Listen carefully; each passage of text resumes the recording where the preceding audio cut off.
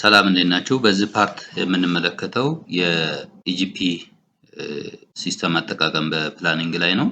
በባለፈው ፓርት ያየነው ስለ ኢጂፒ ሬጂስትሬሽን ነው። ኢጂፒ ላይ እንዴት ተቋማት መመዝገብ እንደሚችሉ፣ እንዴት ስትራክቸሩን ሰርተው እዛ ውስጥ ለግዢ አካል የሚያስፈልጉ ተዋናዮችን እንዴት ስትራክቸር እንደሚያደርጉ ያየንበት ፓርት ነው። በዚህኛው ፓርት ደግሞ እንደ መንግስት መስሪያ ቤት እቅድ ሲታቀድ በኢጂፒ ሲስተም እንዴት ነው የሚታቀደው የሚለውን የምናይ ይሆናል። በዚህ ፓርት ቱቶሪያል ፓርቱን እናይና በሚቀጥሉት ፓርቶች ደግሞ ዲሞ ወይም ደግሞ ሲስተም ላይ አተገባበሩን የምናይ ይሆናል አብረን። ስለዚህ እንደሚታወቀው አንድ መንግስት መስሪያ ቤት ወደ ግዢ ከመግባቱ በፊት እቅድ ማቀድ ይኖርበታል። ስለዚህ እሱ ምን ይባላል? አኑዋል ፕሮክሪመንት ፕላን ይባላል። አንድ የበጀት ዓመት ውስጥ ወይም ደግሞ አንድ የበጀት ዓመት አልፎ ወደሚቀጥለው በጀት ዓመት ሲገባ ጅምር ላይ የዓመቱን እቅዳቸውን የሚያቅዱት ፕሮሰስ ምን ይባላል? አኑዋል ፕሮክሪመንት ፕላን ይባላል። እዚህ ያን አኑዋል ፕሮክሪመንት ፕላን በኢጂፒ ሲስተም እንዴት ነው የሚሰሩት፣ ኢጂፒ እንዴት ነው ራን የሚያደርገው የሚለውን የምናይ ይሆናል። in the IGP system, plan can be uploaded and accessible for public viewing, ensuring timely and synchronous procurement operation ነው። በኢጂፒ ሲስተም ውስጥ ፍላጎታችንን ሰብስበን እናስገባለን። ሰብስበን ካስገባን በኋላ እያንዳንዱን ፕሮሰሶች አልፎ የሚመለከተው አካል እንዲያየው ወይም ደግሞ ቪው እንዲያደርግ የሚያግዝ የግዢ ስርዓት ነው ማለት ነው። Procurement plan can be managed more easily through tracking system with automatic notification for approval, modification and updates. የግዢ እቅዳችንን ወይም ደግሞ የፕሮክሪመንት ፕላናችንን በቀላሉ ማኔጅ እንድናደርግ ያደርግልናል። ይሄ ማለት ለምሳሌ የአለፈው ዓመት እቅዳችን አለ፣ የዘንድሮ እቅዳችን አለ። ለምሳሌ አንድ መስሪያ ቤት ይህን ሲስተም 4 ዓመት 3 ዓመት የተጠቀመው ከቆየ እያንዳንዱን የየዓመቱን እቅድ ትራክ አድርጎ ወይም ደግሞ ማውጣት ይችላል።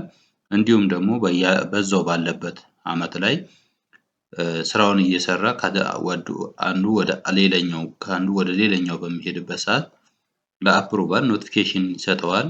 እንደዛውም ደግሞ ሞዲፊኬሽን ማድረግ ይቻላል ወይም ደግሞ የሚሻሻል ነገር ካለ እቅዱ ላይ እንድናሻሽል ሲስተሙ ይፈቅድልናል። እንደዛውም ደግሞ አፕዴት የምናደርጋቸው የእቅዳችን ፓርት ውስጥ ካሉ ደግሞ አፕዴት እንድናደርግ እንደዛውም ሲስተሙ የሚፈቅድልን ነው ማለት ነው።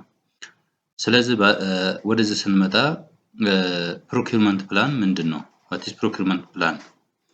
የግዢ እቅድ ምንድነው? አንደኛ the process of identifying, consolidating and scheduling procurement needs like goods, works, service to ensure their timely availability ይላል። ይሄ ማለት ምንድነው? አይደንቲፋይንግ ማለት ፍላጎታችን የምንፈልገውን በዛ በበጀት ዓመት ውስጥ የምንፈልገውን ፍላጎት ምን ማድረግ ነው? መለየት ነው አንዱ ፕሮሰስ። ከለየን በኋላ እንደየክፍሎቹ ፍላጎታችንን ከለየን በኋላ የየክፍሉን እንደ ተቋም ወደ አንድ መሰብሰብ ስላለብን ምን ማድረግ አለብን ማለት ነው? ኮንሶሊዴቲንግ ማድረግ አለብን ማለት ነው። እንደ ተቋም ሌቨል ነው ግዢ የሚገዛው ስለሆነ የየክፍሎቹ ወይም ደግሞ የየስራ ክፍሎቹ ፍላጎታቸውን ከለዩ በኋላ ወዴት ያመጣሉ? ወደ አንድ ይመጣል፣ ወደ ግዢ ክፍል ይመጣና ኮንሶሊዴቲንግ ይደረጋል።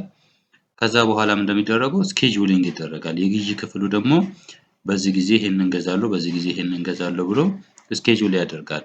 ስለዚህ በመንግስት ግዢ ተቋማት ውስጥ የሚገዙት የግዢ አይነቶች ደግሞ እቃ ሊሆን ይችላል፣ የስራ ግዢ ይሆናል። እንደዛውም ደግሞ ሰርቪስ ወይም ደግሞ አገልግሎት።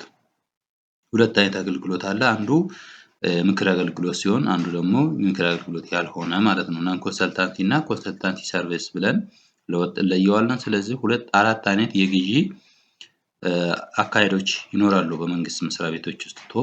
ስለዚህ ዓመታዊ እቅድ ማለት ይሄ ማለት ነው። ፍላጎትን ማወቅ፣ እሱን ኮንሶሊዴት ማድረግ፣ ስኬጁል ማድረግ፣ ዘን ታይምሊ ወይም ደግሞ በጊዜው ጠብቆ ግዢውን መግዛት ማለት ነው። ሌላ it involves determining how and when to procure these needs while aligning with organization objective and budget constraint። ስለዚህ ፕሮኪውመንት ፕላኒንግ ስንይዝ እቅዳችን ስንይዝ እንዴትና መቼ እንደምንገዛ ከበጀታችን እና ከተቋሙ ዓላማ ጋር which means እንደ ተቋሙ ለተቋሙ አስፈላጊ እንደሆነ የግዢው ሂደት ውስጥ የምንገዛው ግዢን አጀስት የምናደርግበት በእቅዳችን ውስጥ ነው ማለት ነው። ስለዚህ እቅድ ትልቁ መሰረታዊ ነገር ነው። እንደ ግለሰብም እንደ መስሪያ ቤትም እቅድ አስፈላጊ ነው ማለት ነው። ሶ why automate procurement planning? አንደኛ ፕላኒንጋችን የምንይዘው ምንድነው አውቶሜት የሚያደርግልን ወይም ደግሞ እቅድ ሲታቀድ አንደኛ ስታንዳርዳይዝ ኒድስ ኮሌክሽን ነው። ፍላጎታችንን ስታንዳርዳይዝ እናደርገዋለን ወይም ደግሞ ስታንዳርድ የሆነ ስፔሲፊኬሽን እንዲኖረው እንደዛውም ደግሞ በተቋሙ ፍላጎት ልክ እንዲሆን አጀስት የማድረግ ወይም ደግሞ ስታንዳርድ እንድናደርግ ያደርግናል። ሌላው በኢጂፒ ሲስተም ነው የሚጠቅመን ምንድነው እያንዳንዱ የስራ ክፍሎች ከአንድ ቋት ላይ አይተሞችን ስለሚሰበስቡ በዚህ ሲስተም ምንድነው ማለት ነው ተመሳሳይ እቃ ላይ ተመሳሳይ አይነት ስፔሲፊኬሽን ነው ማስገባት የሚችሉት ተቋማት። ስለዚህ ፍላጎታችንን ስታንዳርዳይዝ ያደርግልናል። ሌላው በዚህ በኢጂፒ ሲስተም ፋሲሊቴቲንግ ዘ ኮንሶሊዴሽን ኦፍ ኒድስ ነው። ሲንስ ተመሳሳይ ስታንዳርድ የሆነ አይተሞችን ከሰበሰብን ለኮንሶሊዴሽን እንዳንቸገር ያደርግልናል። ኢጂፒ ሲስተም ኮንሶሊዴት ስናደርገው በቀላሉ ኮንሶሊዴት እንዲሆን ይደረጋል። ምናልባት ኮንሶሊዴሽን ኮንሰፕቱን በደንብ ለመረዳት ኮንሶሊዴሽን ማለት አንደኛ ከየስራ ክፍሎች ወይም ደግሞ ከየዲፓርትመንቶች የተሰበሰበ ፍላጎት እንደ ተቋም አንድ ቦታ መርጅ ማድረግ ነው።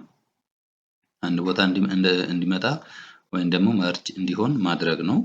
ሌላው ደግሞ ተመሳሳይ እቃዎች ከተለያዩ ክፍሎች የመጡትን ተመሳሳይ እቃዎችን ወደ አንድ ቦታ መደመር ነው። እንደ ተቋም አድርገን ስለምንገዛ ለምሳሌ ከሶስት ክፍል የላፕቶፕ ጥያቄ ከመጣ ላፕቶፑ የሶስቱም ክፍል ተመሳሳይ ከሆነ የሶስቱንም ክፍል በአንድ ቦታ እንደመደመር ማለት ነው። ቁጥሩን አንድ ቦታ እንደምራለን። ስለዚህ ለጨረታ ስናዘጋጅ ወይም ደግሞ ጨረታ ላይ ስናወጣ ላፕቶፕ ብለን ብዛቱን ነው እንጂ የምናወጣው ለየክፍሉ ለየብቻ አናወጣም። ስለዚህ ኮንሶሊዴሽን ማለት ይሄ ነው ኮንሴፕቱ። ሌላ ኢንሹር ኮምፕላያንስ ዊዝ ሩልስ ኤንድ አቬለብል ፈንድስ ነው።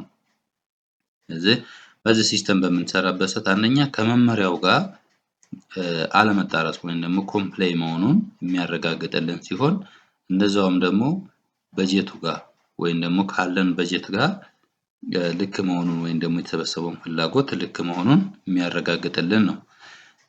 ሌላና ዋነኛው ደግሞ ሰፖርት ኢንተር ኦርጋናይዜሽናል በልክ ፕሮኪውርመንት ኤንድ ኢዚ ሪቪዥን ኦፍ አኑዋል ፕሮኪውርመንት ፕላን ነው። እዚህ ጋር ሁለት ኮንሰፕት ነው። አንደኛው ሰፖርት ኢንተር ኦርጋናይዜሽናል በልክ ፕሮኪውርመንት ማለት እያንዳንዱ ተቋማቶች በራሳቸው ፍቃድ የማይገዙት የግዢ አይነት አለ ወይም ደግሞ ማንዴቱ የሌላቸው ለመግዛት ማንዴቱ የሌላቸው ይኖራል። ስለዚህ ለዛ ከእያንዳንዱ መስሪያ ቤቶች ስፔሻሊ ወደ ክልሎች ላይ ብንሄድ እነዛውም ፌዴራል ላይ ይኖራል ትላልቅ ግዢዎች የሚገዛው የተፈቀደለት ማንዴት ያለው አካል አለ። ስለዚህ ከየተቋሙ ወደሱ እንዲሰበሰብ ወይም ደግሞ ወደዛ ተቋም እንዲሄድ ሲስተሙ ይፈቅድልናል። ቺሚስ ይሄንን ኢንተርባልክ ፕሮኪውርመንት የሚገዛልን ሮል ወይም ደግሞ ማንዴት ያለው ማን ነው? እንደ ሊድ ኤጀንሲ የምንለው ወደ ሊድ ኤጀንሲ እንዲሄድልን ሲስተሙ ወይ ነው ማለት ነው፣ ያግዘናል። ሌላው ኢዚ ሪቪዥን ኦፍ አኑዋል ፕሮኪውርመንት ፕላን ነው። ስለዚህ በዚህ ሲስተም አመታዊ እቅዳችንን ሪቪዥን ማድረግ እንችላለን ወይም መከለስ እንችላለን። ይሄ ደግሞ በተለያዩ አጋጣሚዎች አንደኛ ላይ የተረሱ መገዛት ወይም ደግሞ መታቀድ ያለባቸው በአመቱ ላይ የነበሩ ፍላጎቶች ሳይታቀዱ ከቀሩና መስሪያ ቤቱ እቅድ ላይ መግባት እንዳለበት ካመነበት በሪቪዥን ወይም ደግሞ በክለሳ ሲስተሙ ላይ ተመልሰው እንዲገቡ ይደረጋል። ሌላው ደግሞ በተለያየ ጊዜ መመሪያው በሚፈቅደው ጊዜ እቅድ የሚከለስበት ታይም ሲኖር ከበጀት አንፃር ተጨማሪ በጀት መስሪያ ቤቶች በሚያገኙበት ሰዓት እቅዳቸውን በሪቪዥን አድርገው ምን ማድረግ ይችላሉ ማለት ነው፣ ፕላናቸው ውስጥ ማስገባት ይችላሉ። ስለዚህ ኢጂፒ ሲስተም ምን ሊያግዘን ይችላል ማለት ነው፣ ሪቪዥን ኦፍ አኑዋል ፕሮኪውርመንት ፕላንን ያግዘናል ማለት ነው። ሶ በዙን ቀጥልና ፕሮኪውርመንት ፕላኒንግ አክቲቪቲ ምንድናቸው የሚለውን ደግሞ እናያለን። ፕሮኪውርመንት ፕላኒንግ አክቲቪቲ ውስጥ የምናገኛቸው አንደኛ ፕላኒንግ ኢንፍራስትራክቸር ነው። ለቅድ የሚያስፈልጉንን ኢንፍራስትራክቸሮች ማስቀመጥ ይኖርብናል። ምን ማለት ነው? አይተም ማኔጅመንት ወይም ደግሞ አይተሞቹን ከምን ላይ ነው የምንሰበስበው? the process of identifying what items ምን አይነት አይተሞች ያስፈልጉናል? አይተሞች የምንላቸው ደግሞ ከምን ውስጥ ነው? እቃዎች ሊሆን ይችላል፣ አገልግሎት ወይም ደግሞ አገልግሎት ካልሆነ ውስጥ ሊሆን ይችላል፣ ወይ ደግሞ የስራ ላይክ የግንባታ እንበለው የግንባታ ግዢዎች ውስጥ ያሉትን እንድንለይ አይደንቲፋይ እንድናደርግ ያገለግለናል።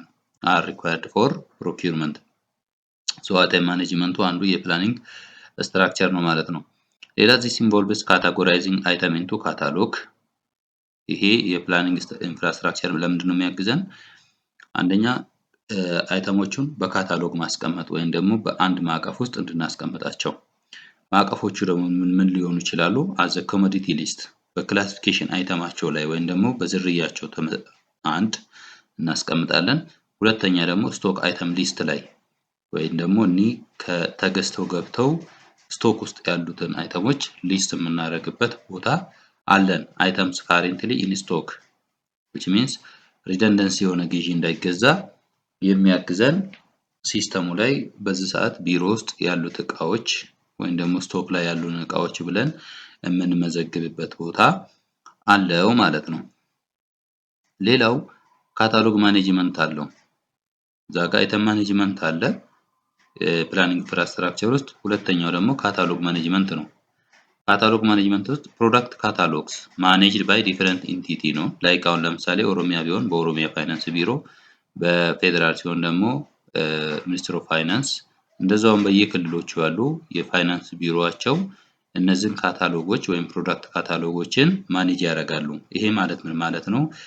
መስሪያ ቤቶች ፍላጎታቸው ወይም ደግሞ ለመግዛት የፈለጉትን አይተሞች ከላው ላይ ሴሌክት የሚያደርጉት ከፕሮዳክት ካታሎግ ነው። ያ ፕሮዳክት ካታሎግ ውስጥ አይተሞቹን ኢንተግሬት አድርጎ የሚያስገባልን እዛ ቋት ውስጥ የሚያስቀምጥልን የክልሎቹ ፋይናንስ ቢሮዎች ሲሆን፣ ለምሳሌ ለፌደራል ሲሆን ደግሞ ሚኒስትር ኦፍ ፋይናንስ አሁን በኖርማሊ በፒፒኤ በኩል በፕላትፎርም ኦነርነትን ሊድ እያደረገ ስለሆነ በዛ በኩል የሚሆን ነው። ለዛ አይተሞቹ ከዛ ላይ ከነ ስፔሲፊኬሽናቸው እንደዛውም ደግሞ ከነ ክላሲፊኬሽናቸው አይደንቲፋይ ተደርገው እዛ ፕሮዳክት ካታሎግ የምንለው ላይ ወይም ደግሞ ካታሎግ የምንለው ውስጥ ተቀምጠውልናል። ለዚህ መስሪያ ቤቶች ምንገዛውን እቅድ ለመግዛት ስንፈልግ ከዛ ላይ ወስደን እንድንገዛ ማለት ነው። ይሄ አንድ ፕላኒንግ ኢንፍራስትራክቸር ነው። ሌላ በጀት አሎኬሽን ነው። የመጀመሪያውና ትልቁ ደግሞ አንድ እቅድ ሲታቀድ ቅድሚያ ላይ ፎከስ መደረግ ያለበት ወይም ደግሞ መታሰብ ያለበት ምንድነው? በጀት አሎኬሽን ነው። ወይም ደግሞ በጀታችንን ሲስተሙ ላይ መጫን አለብን ማለት ነው። the process of setting budget for procurement activity አሁን በአመቱ በጀት ላይ ለየዘርፉ ወይም ደግሞ ለየፕሮግራሙ የሚበጀቱ በጀቶች አሉ። እነዛን በጀቶች ከሲስተም ጋር ኢንተግሬት የተደረገ ለምሳሌ እንደ ፌደራል ተቋም ሲሆን በኢፍሚንስ የሚባል ሲስተም ፋይናንሻል ሲስተሙ ጋር ኢንተግሬት ተደርጓል። ስለዚህ በጀቱ ከገንዘብ ሚኒስቴር በሚለቀቅበት ሰዓት ቀጥታ ከሲስተሙ ጋር ኢንተግሬት ስለተደረገ የፕሮግራሙ በጀት እዛ ላይ ይገባል ማለት ነው። ሶ ያንን ሲስተም የሌለን ተቋማት ደግሞ ምንድነው የምናደርገው? በኤክሴል እናዘጋጅና የፕሮግራሙ ላይ ያለንን በጀት በኤክሴል ፎርም ካዘጋጀን በኋላ ለሲስተሙ ኢምፖርት የምናደርግ ይሆናል። ሶ እሱ ምን ይባላል? በጀት አሎኬሽን ይባላል። this involves importing the budget ceiling maximum allowable spending አጠቃላይ ለመስሪያ ቤቱ የተበጀተውን በጀት እናስገባበታለን። from financial management systems ለምሳሌ from financial management system ሲሆን ከሲስተሙ ጋር ቀጥታ ኢንተግሬት የተደረገ ላይክ አሁን ኦሮሚያ አካባቢ በኦሮሚያ ክልል ላይ ሲሆን አይቤክስ የሚባል የፋይናንሻል ሲስተም አላቸው። በፌደራል ሲሆን ደግሞ የኢፍሚስ ማኔጅመንት ሲስተም አላቸው። እንደዛውም ደግሞ የክልሎቹም የራሳቸው የፋይናንሻል ማኔጅመንት ሲስተም አላቸው። ለዚህ ያንን ፋይናንሻል ማኔጅመንት ሲስተም ጋር ኢንተግሬት ሲደረግ ማክሲማም አሎዌብል ስፔንዲንግ ወይም ደግሞ በጀት ሲሊንግ ማለት ጣራውን ማለት ነው የበጀቱን ጣራ አፕሎድ የሚያደርግበት ወይም ደግሞ ኢንተግሬት ያደርጋል። and distributing it across different department ለየስራ ክፍሎች ደግሞ ይከፋፈላል ያ በጀት ማለት ነው። ስለዚህ በጀት አሎኬሽን ዋነኛው ነው ማለት ነው እቅድ በሚታቀድበት ሰዓት። ሌላው ጋይድላይንስ ነው። በእቅድ ውስጥ guideline አለን። so organizational and lead agency guidelines define how to plan and allocate resource so እነዚህ መመሪያዎች አሉን። እነሱ መመሪያዎች በመከተል ነው። ሌላ ፕላኒንግ ስትራክቸር አለን።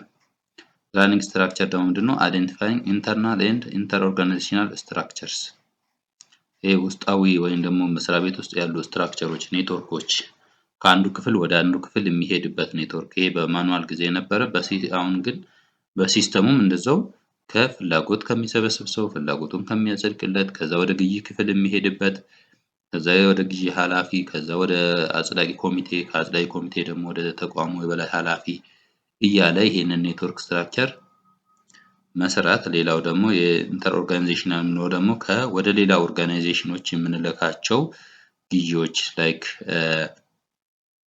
በፍሬምወርክ የሚገዙልን ግዢዎች ሲሆኑ በማዕቀፍ ግዢ የሚገዙልን ሲሆኑ ይሄ ግዢ ኤጀንሲዎች እንዲገዙልን ወደ እነሱ የምንልከው የስትራክቸር መኖር አለበት። ሌላ አሳይን ፕላነርስ ነው። በዚህ ስትራክቸር ውስጥ ምንድነው የሚደረጉት? አሳይን ፕላነርስ ኦር ዩዘር ዲፓርትመንት ቱ ማኔጅ ስፔሲፊክ ፕሮኪውመንት ታስክስ አንድ